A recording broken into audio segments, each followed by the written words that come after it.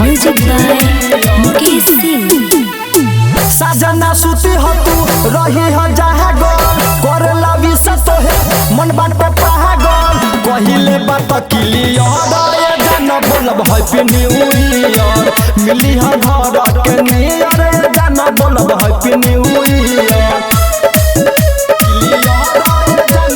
Recording by Sangeet studio चकिया।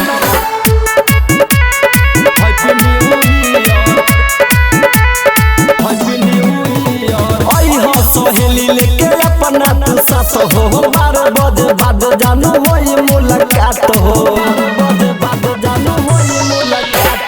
आई हो सहेली लेके अपना तू साथ हो 12 बजे बाद जानू होई मुलाकात हो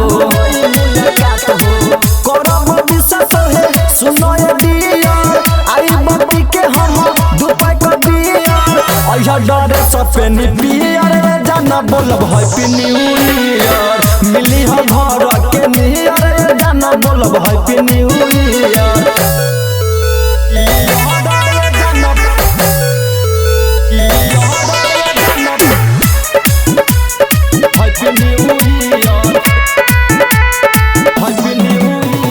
चुपे चोरी जानू घर से अपना सोनला शराबी के इहे बसा पाना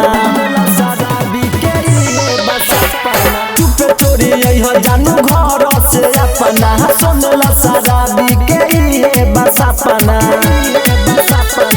राजा कुमार संगे डीजे मुकेश हो जानल सब कुछ बात विशेष हो कहिले बात क्लियर ये जाना बोलब हैप्पी न्यू ईयर मिली हो घर के नियर जाना बोलब हैप्पी न्यू ईयर।